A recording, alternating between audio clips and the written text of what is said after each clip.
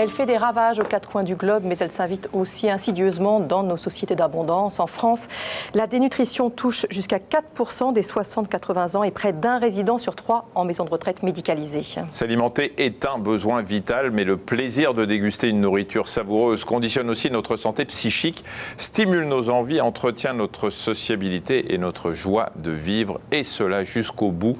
Peut-être plus encore lorsque le grand âge limite les sources de plaisir. Or, dans les maisons de retraite médicalisées, les EHPAD, le repas s'apparente souvent à une bouillie indifférenciée pour maintenir en vie les plus vulnérables. Et certains cuisiniers ont décidé de ne pas céder à cette facilité. Christophe Feltin est chef dans un EHPAD de l'Est de la France. Pour redonner l'envie et le plaisir de manger aux anciens, il a son remède, la cuisine en texture modifiée, inspirée par la cuisine moléculaire.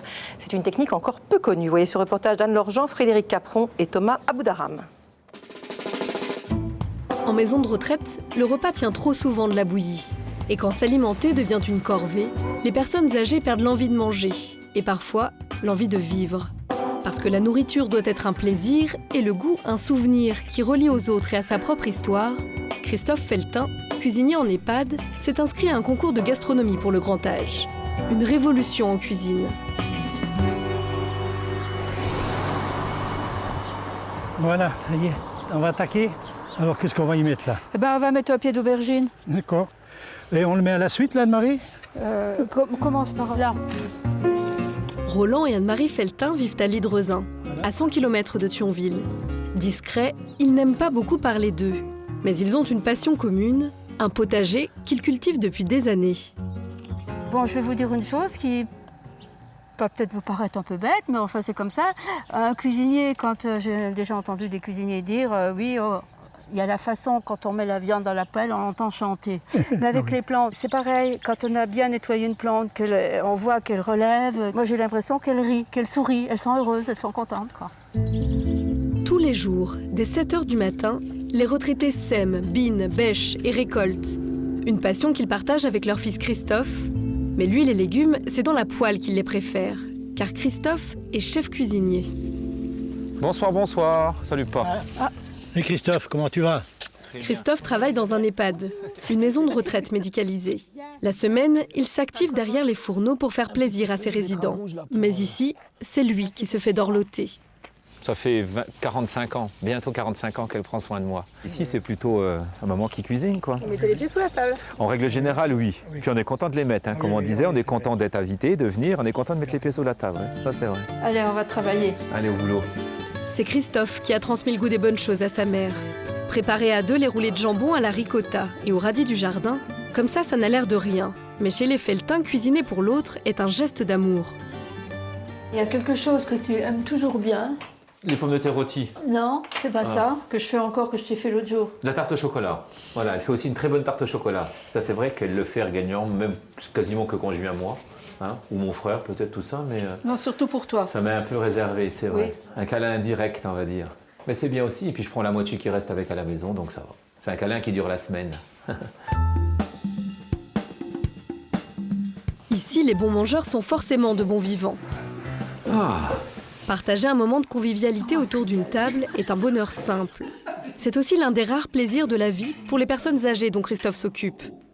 C'est vrai qu'après, en maison de retraite, la personne qui se retrouve uniquement dans une chambre, avec une salle de vie commune, etc., même s'ils y sont très très bien, et on met tout en œuvre pour qu'ils y soient très très bien, ça n'empêche pas que la vie est totalement différente, quoi. La personne qui n'a plus rien, invalide dans son fauteuil, là, tout, c'est tout ce qui lui reste. Hein. Le seul plaisir, c'est de manger. C'est de manger. Christophe en est conscient. Dans sa maison de retraite à Terville, près de Metz, il a dû se battre contre les mauvaises habitudes. Marlène, tu prends le relais, je te couperai la viande et je peux m'organiser un peu mieux pour cet après-midi. Plus jeune, il s'était imaginé dans les coulisses d'un grand restaurant. Hasard de l'existence, il a été engagé ici, à l'EHPAD des Tilleuls. C'était il y a 20 ans et depuis, les choses ont beaucoup évolué. Une maison de retraite, c'était un hôtel-restaurant pour personnes âgées, mais pas forcément pour personnes âgées dépendantes. C'était vraiment des gens qui venaient pour avoir le calme et la tranquillité, un très beau service hôtelier, des soins à domicile. Et en fait, on avait vraiment une maison de retraite de gens valides. Et au fur et à mesure du temps, la maison est devenue médicalisée. On a accueilli des gens plus ou moins grabataires, les maladies d'Alzheimer, etc., etc. Et donc, au fur et à mesure du temps, on a adapté notre cuisine aux pathologies des résidents. Risque de fausse route, problèmes de déglutition ou troubles bucco-dentaires, Pour certaines personnes âgées, mâcher est tout simplement devenu impossible. Alors, pendant des années, les chefs d'EHPAD n'ont pas voulu ou pas su les alimenter correctement. Avant, on mixait les choses grossièrement ou alors malheureusement, ils avaient très souvent la même chose à manger. Ils avaient beaucoup de purée à base de légumes surgelés en galets. On mixait très souvent la même viande. Maintenant, on a des techniques pour mixer des pâtes, on a des techniques pour mixer du riz, de la semoule. Maintenant, ils peuvent remanger un couscous comme ils le mangeaient dans le temps. Au menu aujourd'hui, pas de couscous, mais un filet mignon de porc sauce Mirabelle, un moelleux de carottes au cumin et des pommes grenailles au thym. Ici, pas question de nourrir à la paille. Parce que ces résidents méritent mieux, Christophe s'est formé à une nouvelle technique, la texture modifiée. Donc le filet de porc, on l'a fait cuire d'une façon traditionnelle. Donc au départ, on l'avait en texture normale, voilà, entier.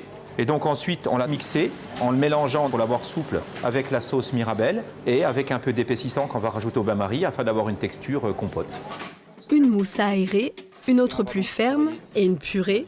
Grâce à ce jeu de texture, les résidents peuvent distinguer la viande à l'œil et au goût. Bon appétit! L'avantage de la cuisine à texture modifiée, c'est qu'on n'a plus le croquant, on n'a plus le croustillant, mais on a toujours le visuel et la saveur en bouche. Mieux cuisiner pour les personnes âgées, c'est aussi mieux les respecter. Prendre en compte la nutrition, c'est déjà mieux prendre en compte tout simplement les personnes âgées. Se dire que les personnes âgées ne sont pas seulement des survivants, des malades en sursis, c'est pas seulement ça. Les personnes âgées sont d'abord tout simplement des êtres humains qui ont une vie. Et donc si on est plus attentif à leur nutrition, c'est qu'on est plus attentif à leur vie. La question de la santé des personnes âgées passe aussi par la qualité humaine, par la relation humaine. Lévinas disait à la non-indifférence du prochain, donc à l'attention à l'autre. Et dans cette attention à l'autre, il y a cette question gustative, il y a cette question de partage, il y a cette question de nourriture. Les résidents ne sont heureusement pas tous contraints à la texture modifiée. Malgré son grand âge, Marcel croque et déglutit. À 95 ans, elle sait toujours profiter des bonnes choses.